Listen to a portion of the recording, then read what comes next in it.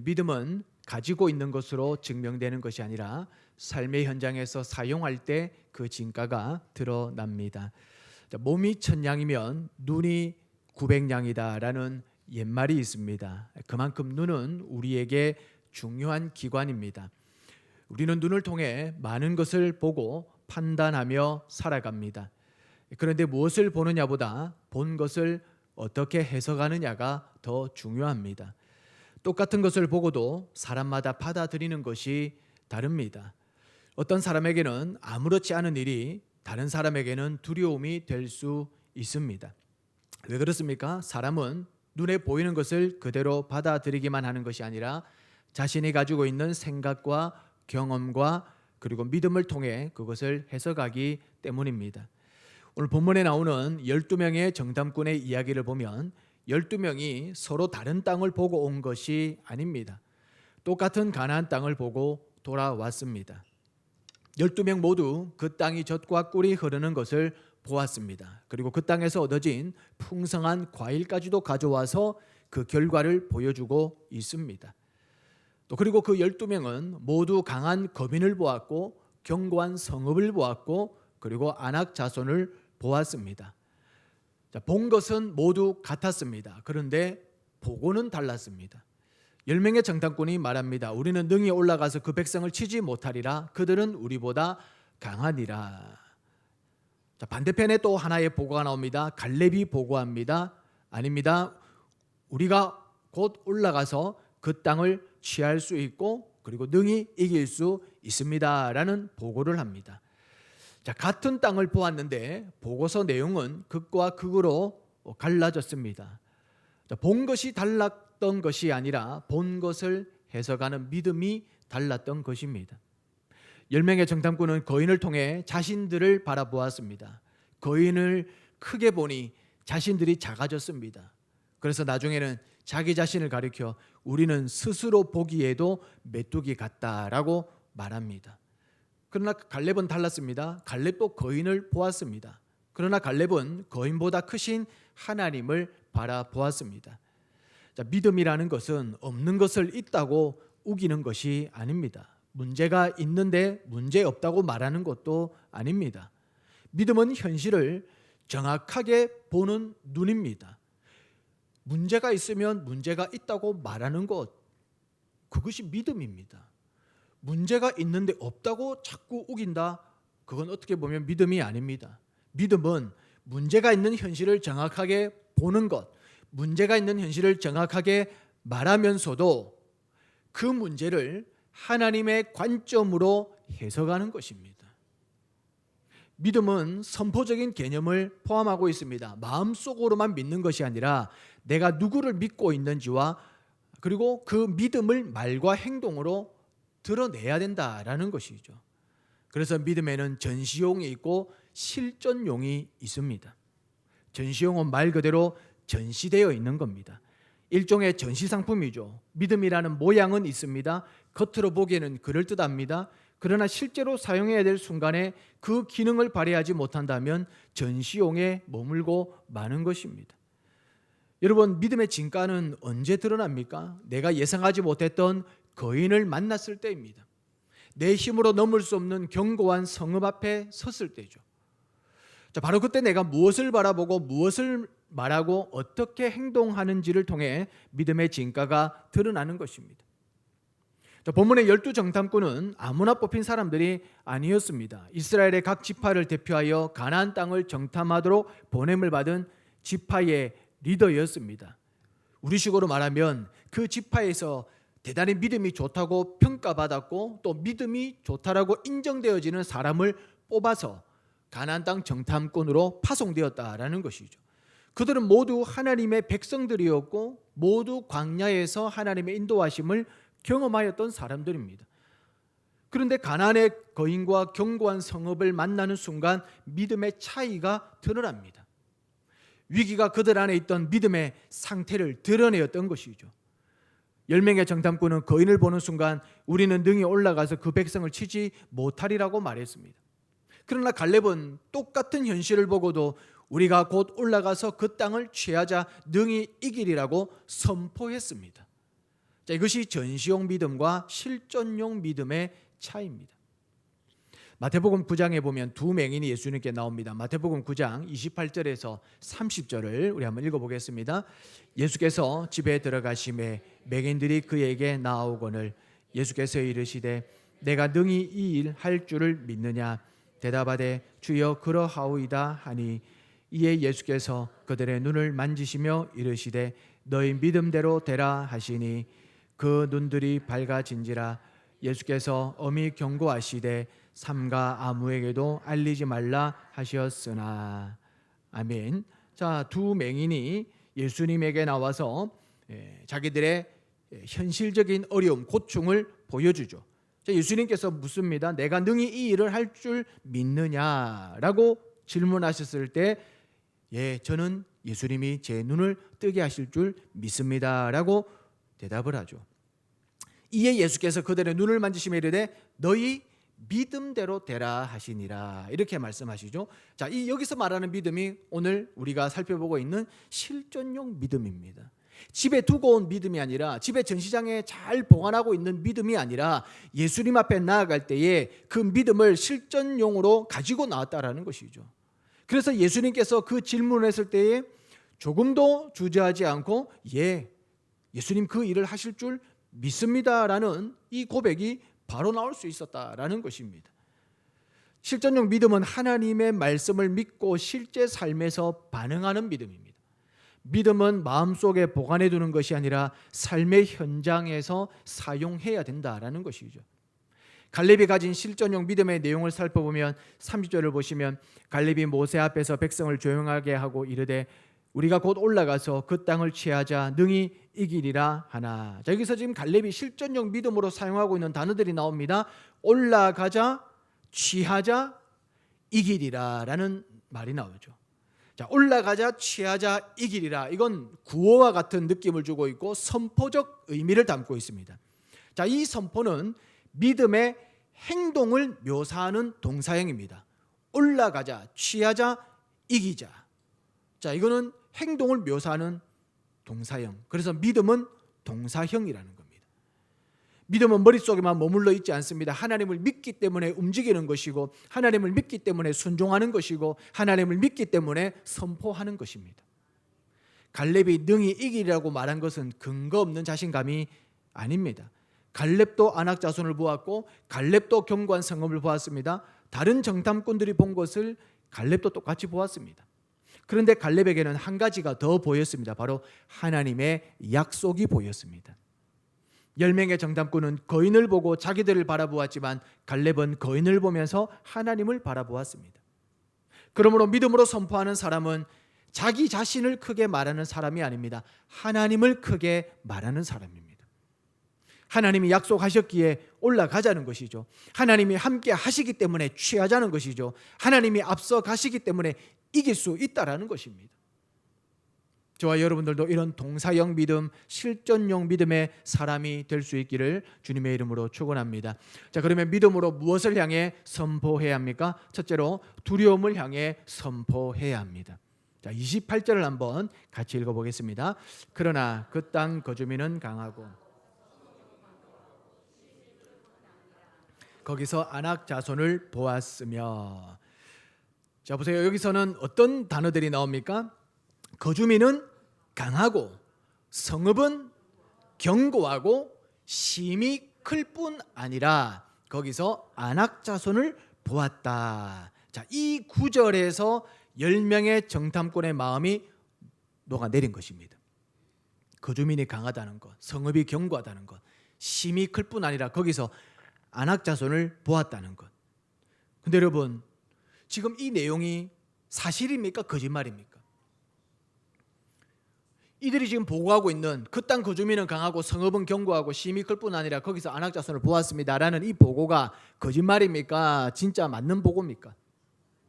여러분, 이건 그들이 본 것을 그대로 얘기한 겁니다. 이건 거짓말하고 있는 게 아니에요. 부풀려 얘기한 것도 아니고 과장해서 표현한 것도 아닙니다. 실제로 가나안의 주민은 강했습니다. 성읍은 견고했습니다. 안악 자손도 있었습니다. 그런데 문제는 그 다음이죠. 그들이 눈앞의 현실을 바라보는 순간 마음이 두려움에 사로잡히기 시작했다는 것입니다. 강하고 견고하고 큰 것을 보니 마음이 위축되어 버린 겁니다. 마음이 두려움에 빠져버린 것이죠. 여러분, 두려움은 생각을 마비시킵니다. 두려움은 마음을 쪼그라들게 만듭니다. 아직 일어나지도 않은 일들을 미리 일어난 것처럼 생각하게 만들고 싸워보기도 전에 패배했다고 결론 내리게 만드는 것입니다. 여러분, 진짜 두려운 것은 가나안 거주민이나 우리의 상황과 문제가 아닙니다. 문제를 바라보다가 하나님을 바라보는 시선을 놓치는 것이 더 두려운 일인 것이죠. 두려움은 바깥에서 시작될 수 있습니다. 그리고 우리 마음을 공격합니다. 외부의 문제가 내 안으로 들어와 마음을 장악하기 시작하면 실제 문제보다 두려움이 더 커지게 됩니다. 두려움이 내 마음을 장악하면 아직 시작도 하지 않았는데 포기하게 됩니다. 그래서 두려움과 싸워야 할 첫 번째 장소는 바로 내 마음입니다. 내 안에서의 승리가 외부의 승리로 이어지는 것이죠. 마태복음 25장에 보면 달란트 비유가 나오죠. 3명의 종이 각각 5달란트, 2달란트, 1달란트를 받았습니다.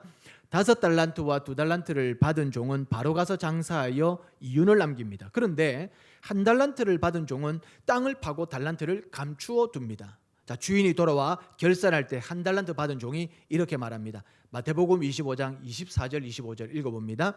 1달란트 받았던 자는 와서 이르되 주인이여 당신은 굳은 사람이라 심지 않은 데서 거두고 해치지 않은 데서 모으는 줄을 내가 알았으므로 두려워하여 나가서 당신의 달란트를 땅에 감추어 두었었나이다. 보소서 당신의 것을 가지셨나이다. 아멘. 자, 1달란트 받은 종이 달란트를 땅에 감춘 결정적인 이유가 무엇입니까? 두려움 때문이죠. 두려워하여. 어떤 두려움일까요? 만약 내가 이거 받은 것 가지고 나가서 사업을 하고 장사를 했을 때 손해를 보거나 아니면 이 자본을 다 잃어버리고 사업에 실패하여 빈털터리로 돌아와서 주인을 만난다면 나는 더 이상 살 수가 없다라는 어떤 그 결과에 대한 두려움, 패배와 실패에 대한 두려움, 아직도 일어나지 않는 일, 해보지도 않고 시작하지도 않고 벌써 마음속에서 찾아온 그 주인에 대한 두려움, 실패에 대한 두려움, 1달란트를 잃어버릴까 한 두려움, 그 두려움 때문에 차라리 장사 안 하는 것이 낫다, 도전해보지 않는 것이 낫다라고 해서 땅을 파고 그것을 두니 그대로 내주기는 내주었습니다. 그러나 주인이 그것을 맡긴 이유는 그대로 받기 위해 맡긴 것이 아니죠. 그러니까 이 1달란트 받은 종의 고백을 보면 결국엔 두려움 때문이었다는 거죠. 두려움 때문에 장사도 한번 시작해보지 않고, 두려움 때문에 밖에 나가보지도 않고, 그 두려움이 달란트를 땅에 감추게 되는 이유였다는 겁니다. 두려움 때문에 달란트를 사용할 용기를 빼앗겼습니다. 여러분, 두려움이라는 것은 하나님께서 내게 주신 좋은 것이 있어도 사용하지 못하게 만드는 거예요. 할 수 있는 일이 있어도 시작도 하지 못하게 만드는 게 내 마음속에 있는 두려움입니다. 마태복음 14장에 보면 예수님께서 밤 사경에 바다 위를 걸어서 제자들에게 오시는 장면이 나오죠. 자, 제자들이 예수님을 알아보지 못하고 유령이라고 소리칩니다. 자, 그때 예수님께서 말씀하시죠. 안심하라, 내니 두려워하지 말라. 자, 그러자 베드로가 얘기합니다. 주여, 만일 주님이시거든 나를 명하여 물 위로 걸어오라 하소서. 그래서 예수님께서 말씀하시죠. 그래, 와라, 물 위를 걸어오라. 자, 베드로는 배에서 내려서 물 위를 걷기 시작합니다. 여러분, 베드로가 물 위를 걸을 때 바람이 있었을까요, 없었을까요? 바람이 있었습니다. 파도가 쳤을까요, 파도가 치지 않았을까요? 파도가 쳤습니다. 자, 그럼에도 불구하고 베드로가 바다 위로 걸음을 내딛을 수 있었던 그 한 가지의 이유는 예수님의 오라는 말씀 하나였습니다. 오라라는 말씀, 그 예수님의 음성, 그 예수님의 확신, 예수님의 그 확답, 오라는 그 말 듣고 딱 걸었죠. 자, 그 말을 믿고 배에서 내려왔습니다. 자, 실전용 믿음으로 바다 위를 걷기 시작했습니다. 배 안에서 주님을 믿습니다라고 고백한 것이 아니라 나는 바다 위에서도 주님을 믿습니다라는 믿음으로 실제로 배 밖으로 나갔다라는 것이죠. 그 실전용 믿음이 베드로를 물 위로 걷도록 만들었습니다. 그런데 얼마 지나지 않아 베드로에게 어느 순간 변화가 일어납니다. 마태복음 14장 30절 한번 읽어보겠습니다. 바람을 보고 무서워 빠져가는지라 소리질러 이르되 주여 나를 구원하소서 하니. 자, 성경은 바람을 보고 무서워 빠져간다라고 말씀합니다. 앞전에 제가 여러분들에게 질문 드렸습니다. 그때 갑자기 바람이 분 것이 아니라 베드로가 배 안에 있을 때에도 바다에는 바람이 불고 있었다라는 것이죠. 이때만 파도가 친 것이 아니라 배 안에 있을 때도 파도는 치고 있었다라는 것입니다. 그 똑같은 환경과 상황에서 베드로가 배 밖으로 걸어서 물 위를 걸었는데 왜 이 순간에 갑자기 빠져들어갑니까?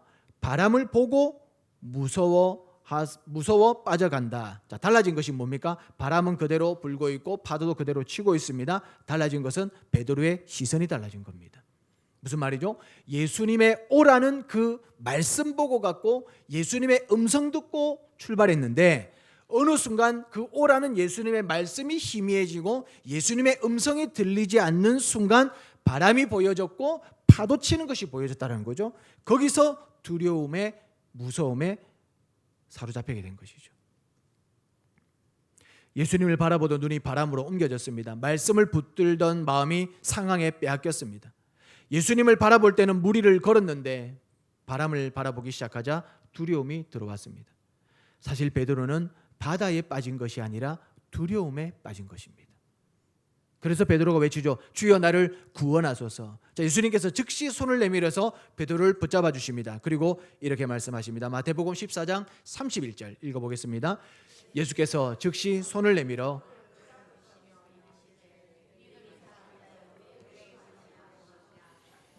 여러분 이 말씀 한번 잘 보십시오. 자, 베드로가 무서워 바다에 빠졌습니다. 그리고 살려달라 해서 예수님께서 손을 내밀어 구원해 주시죠.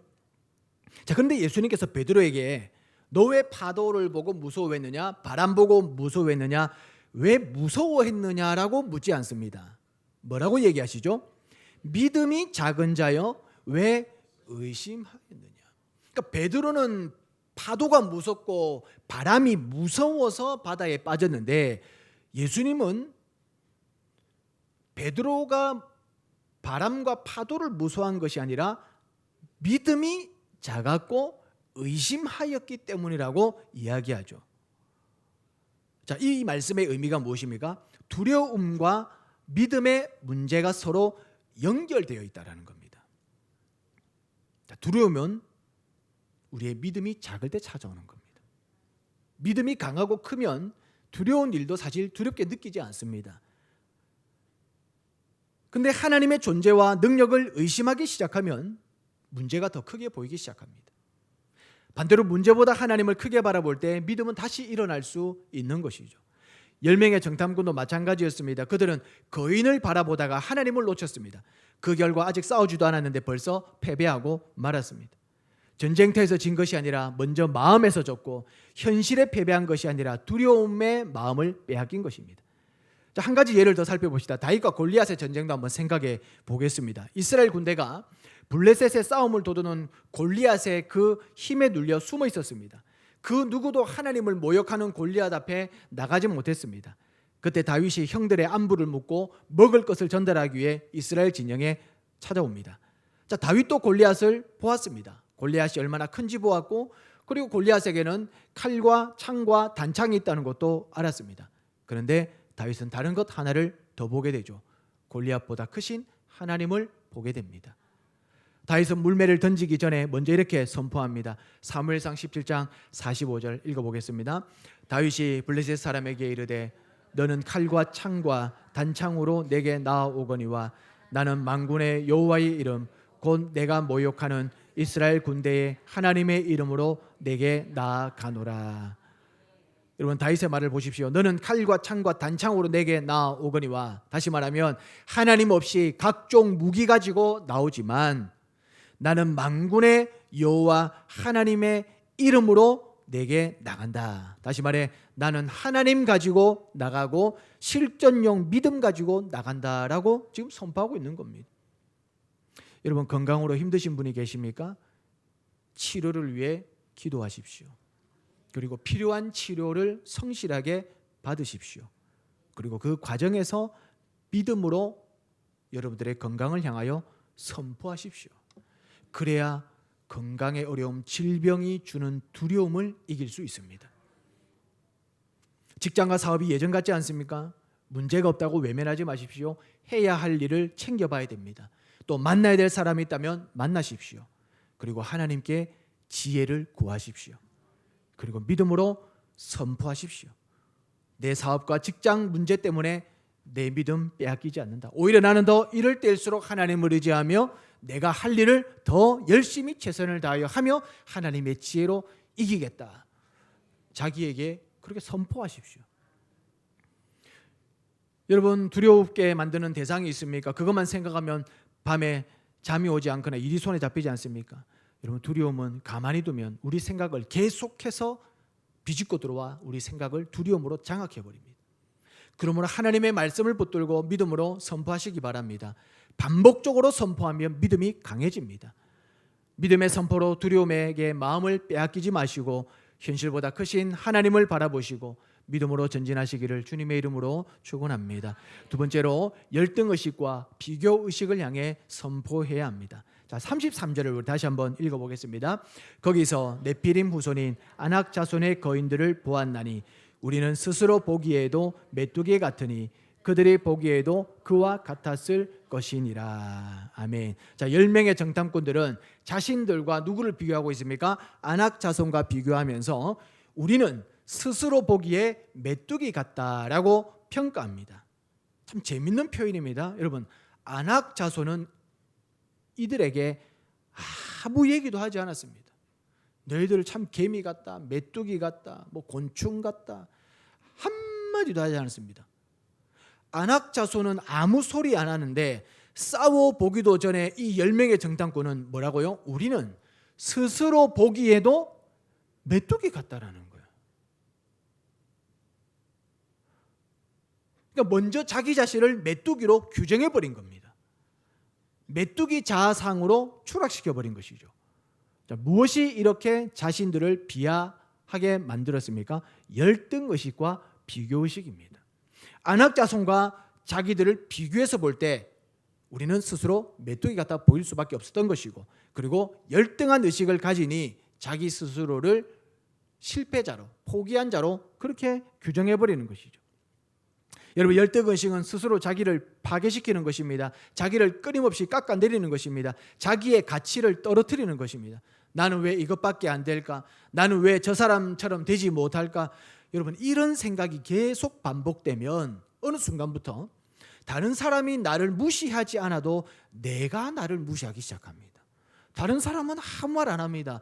다른 사람은 그냥 보는 겁니다. 그런데 무시하는 것처럼 느끼고, 그냥 한마디 했는데 나를 무시하는 말처럼 느끼는 겁니다. 왜 그럴까요? 내 자아상이 파괴가 돼서 그런 거예요.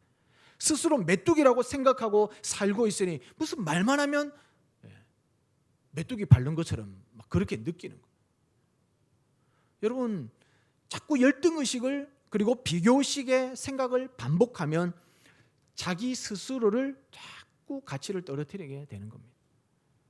다른 사람이 나를 메뚜기라고 부르지 않았는데 내가 먼저 나를 메뚜기로 만들어버리는 것이죠. 이것이 바로 비교의 무서움입니다. 비교는 다른 사람을 크게 보게 만드는 데서 끝나지 않고 하나님께서 주신 나의 가치를 작게 보게 만들 수 있다는 거죠. 열등감은 흔히 내가 생각하는 이상적인 나와 지금의 현실의 나 사이에 큰 차이를 느낄 때 생기는 겁니다. 자, 외모가 뛰어나야 가치 있는 사람이라고 생각하면 나보다 아름답고 멋있는 사람 만날 때마다 자기 가치가 막 흔들리는 겁니다. 40평 아파트에 입주하면서 감사하던 사람이 60평 아파트에 사는 친구를 보는 순간 갑자기 자기 집이 초라하게 느껴지는 거죠. 여러분, 동창 모임 참 좋은 겁니다. 그런데 동창 모임 갔다가 상처받고 오는 사람들이 많습니다. 초등학교 때는 나보다 인물도 부족했고 나보다 공부도 못했고 선생님한테 혼내기도 많이 혼나고 커서 뭐가 될래 이런 소리 많이 들었던 친구가 한 30년 40년 지나서 동창 모임에 딱 갔는데 주차장에서 벤치에서 딱 내립니다.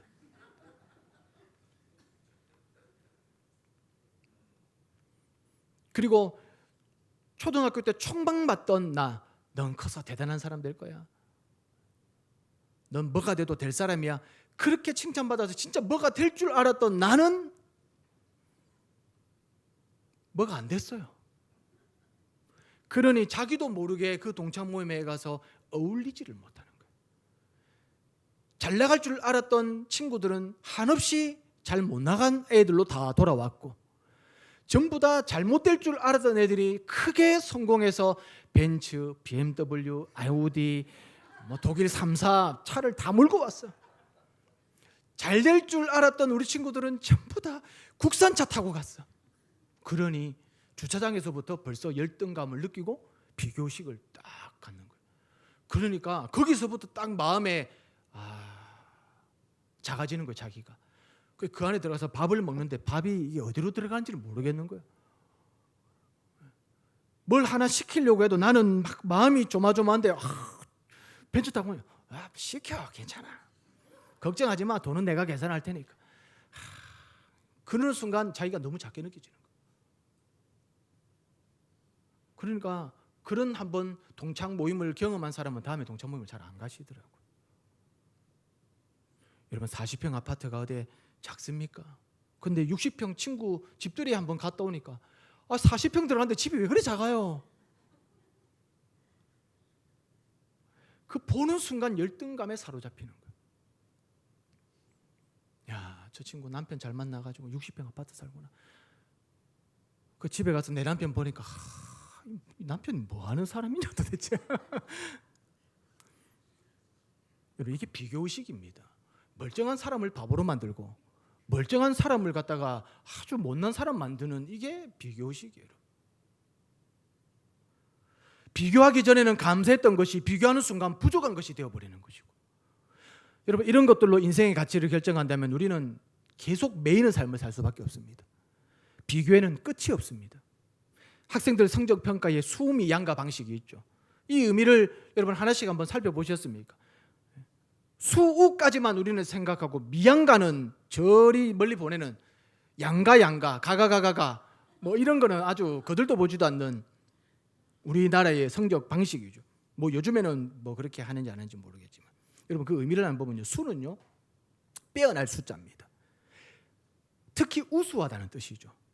우는 넉넉할 우자로 역시 우수하다는 의미입니다. 미는 아름다울 미자로 좋다라는 뜻입니다. 역시 잘했다는 의미입니다. 양은 좋을 양자로 훌륭하다는 뜻으로 말 그대로 괜찮다라는 겁니다. 가는 가능할 가자로 충분한 가능성을 갖고 있다는 말이죠. 여러분 그러면 수미 양가에서 좋지 않은 뜻이 있습니까, 없습니까? 다 괜찮은 겁니다. 가능성이 있어서 괜찮고, 지금도 충분히 괜찮고, 우수해서도 괜찮고, 넉넉해서 괜찮고, 다 괜찮아요. 근데 우리가 이런 의미를 하나하나 살펴보지 않으니까 다들 그런 좀 핀잔을 들으시는 것 같네요. 양가만 나오면 이게 지배를 못 들어가는 거예요. 여러분 10명의 정탐꾼들은 비교의식과 열등감에 빠졌습니다. 가난에 들어가기 전까지 자신들을 메뚜기라고 부르지 않았습니다. 그런데 안악자손을 보는 순간 비교가 시작되죠. 저들 크다, 우리는 작다, 저들은 강하구나, 우리는 약하구나, 이건 안 되겠구나, 이렇게 딱 결론이 나는 겁니다. 그러니까 스스로 보기에도 메뚜기 같다라고 이야기합니다. 여러분 세상은 끊임없이 우리에게 비교할 대상을 보여줍니다. 더 좋은 집, 더 좋은 학벌, 더 많은 재산, 더 뛰어난 외모, 더 성공한 사람을 계속 보여주고 있습니다. 그리고 어느 순간부터 그런 조건으로 사람의 가치까지 평가하기 시작하고 있습니다.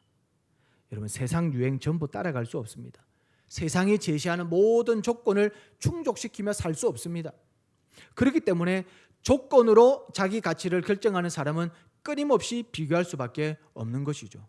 그러면 여러분 열등감과 비교의식을 이길 수 있는 힘은 어디에서 나올까요? 자기의 참된 가치를 발견한 데서 나오는 것입니다. 다시 말해 다른 사람이 나를 어떻게 볼 것인가에 대한 관점을 가질 것이 아니라 하나님은 나를 어떻게 보시는가를 생각해 보면 된다는 거예요. 여러분 하나님은 우리를 천편일률적으로 똑같이 만들어 놓지 않았습니다. 사람보다 모습이 다릅니다. 성격이 다릅니다. 은사가 다릅니다. 살아가는 환경도 다르고 걸어가는 길도 다릅니다. 하나님께서 내게 주신 것을 가지고 하나님 앞에서 나의 삶을 살아가는 것이 가장 가치 있는 삶이에요. 하나님이 여러분들에게 줄로 재어준 구역 안에서 살아가는 것이 가장 행복한 삶입니다. 그 구역을 벗어나는 것은 행복한 것 같지만 사실 불행할 수 있어요. 내게 줄로 재어준 구역 안에서 여러분들의 일들을 하시면서 하나님 앞에서 믿음으로 살아가는 것, 그것이 바로 가장 가치 있는 삶이라는 거예요. 이것이 바로 비교의식을 이기는 믿음입니다. 신앙이 약해지면 우리의 시선이 세상의 기준에 붙잡힐 수 있습니다. 세상의 유행과 문화와 흐름만 바라보다 보면 나도 모르게 그것이 내 인생의 평가 기준이 되어버립니다.